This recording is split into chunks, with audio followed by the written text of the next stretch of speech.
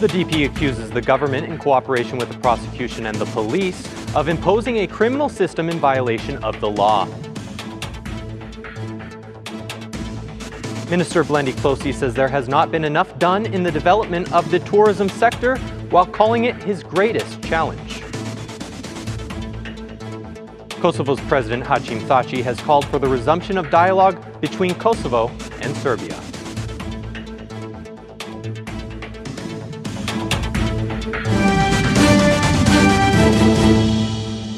It's 6 o'clock on Saturday, the 6th of April, 2019. Good evening, and thank you for tuning in to RTV Ora's English edition. My name is Oliver, bringing you the only daily update of the local Albanian news translated into English. Well, making headlines tonight, the opposition continues to protest outside of Parliament, advocating snap parliamentary elections and Edi Rama's removal from government. However, the question still remains whether the opposition members will take part in the upcoming June 30th elections.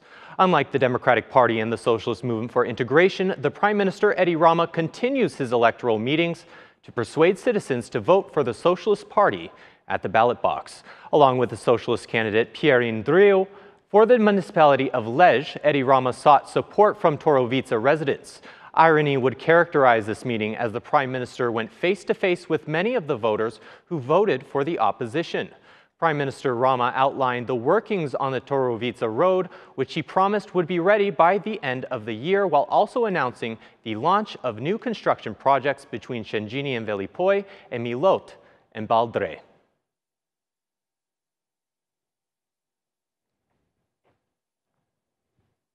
Well, it seems the Democratic Party is not getting any rest as of lately. Even on the weekends, the Blue headquarters continue to accuse the government and its state institutions of corruption regarding the Babale issue. Edmund Spaho has accused the government, the prosecution, the state police, and the state intelligence service of collaborating in the fabrication of witness statements over Freddie Alizotti. He stated, "1 week after the publication of this mafia scandal, every Albanian understands that Edi Rama himself and his closest political associates are directly involved. It is Edi Rama's involvement in this mafia affair that serves as the real reason why a week after the official wiretaping publication, he has not yet found the courage to distance himself and to condemn this mafia act or seek punishment for anyone involved. It is the direct involvement of the General Director of State Police under the former Interior Minister Fatmir Jafaj and the leader of the parliamentary group for the Socialist Party, Taulon Bala, which serves as another reason why not a single one of them has distanced themselves and condemned this act."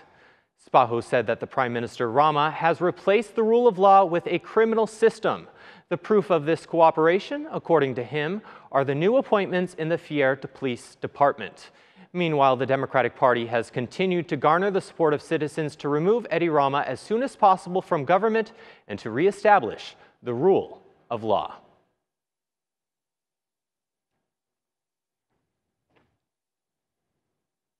Moving on now to the penal system, Tirana's penal court has changed the security measure against Olsi Alibayrami, who was arrested after Wednesday's protest in front of Parliament. The judges imposed a strict order on the 29-year-old from Elbasan to be present at his court session.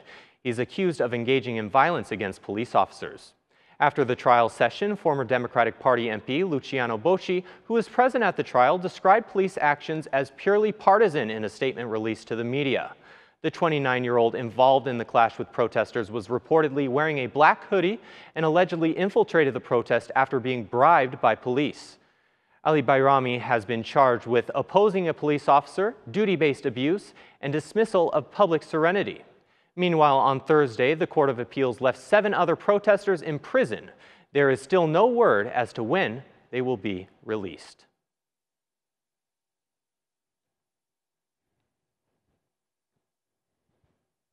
Turning now to the International Tourism Fair, Minister Blendy Closey did not spare any criticism against the state and local government, which, according to him, did not do enough for the development of the tourism sector. If there is any criticism at all, it should go first to the Minister of Tourism and the state sector, said Closey. Closey said the work to be done to improve the tourism sector proves to be one of the greatest challenges of his ministry, while reiterating that services are not at the right level. Moreover, the Tourism Association of Tourists suggests that during the summer season, when the country is visited by waves of tourists, improvements to the tourism sector are halted as they create too much traffic and damage the city's image.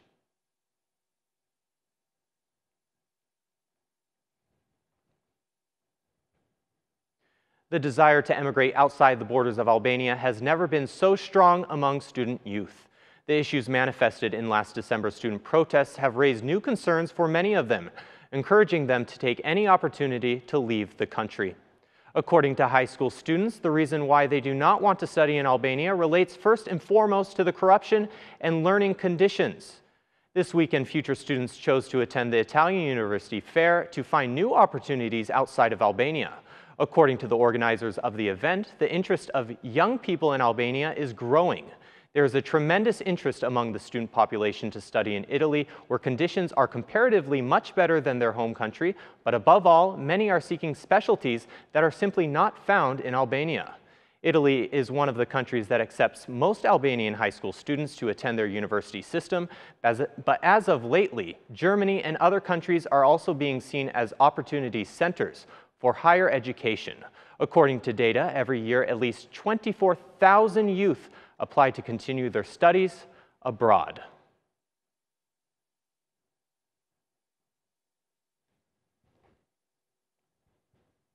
Now on to Kosovo. Kosovo's President Hashim Thaçi considers a dialogue with Serbia to be the only opportunity to reach a peace agreement between the two countries.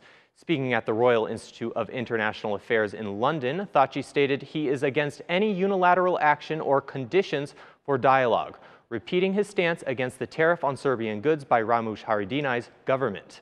He stated, "A solution to the dispute between Kosovo and Serbia must be a priority for the international community if it wishes to counter the rising anti-Western currents in the region." During his speech, Thaçi spoke about the political situation in Kosovo and the Western Balkans, as well as the Euro-Atlantic aspirations of Kosovo. Kosovo declared independence from Serbia in 2008, almost a decade after NATO-led military action drove out Serbian forces from the territory. The U.S. and most EU states have formally recognized Kosovo as an independent country. The European Union is leading efforts to normalize relations between Pristina and Belgrade, which would pave the way for Kosovo to join the European Union and the NATO military alliance. But talks have now reached a deadlock, said Thaçi. According to a statement from the presidency, Thaçi underlined that it is not easy when the former enemies talk to each other, but added that dialogue and peace can be the only solution, stating, "If we fail to reach an agreement, we will continue to live in the past. With populism and extremism on the rise, it will be increasingly difficult to settle this issue as time goes by. Our goal is to get as soon as possible into NATO and the European Union."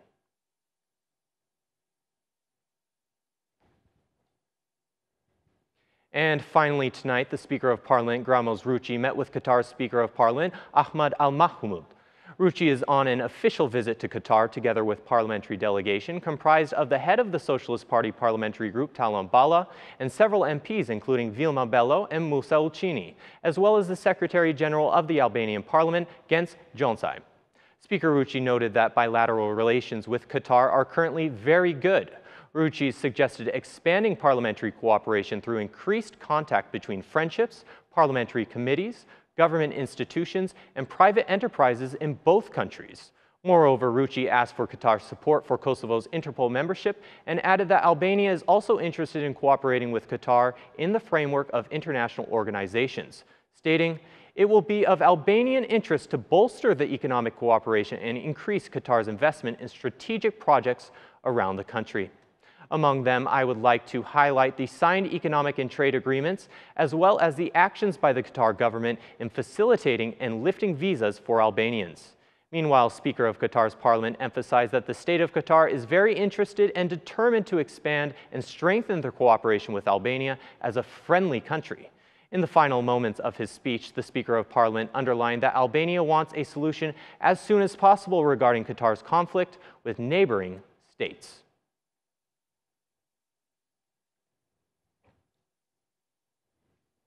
And that's the news across the country today. Thank you so much for watching our English edition this evening, and be sure to join us again every Monday to Saturday at 6 p.m. for the latest news from Albania. Once again, on behalf of RTV Ora, Thank you, and have a great weekend.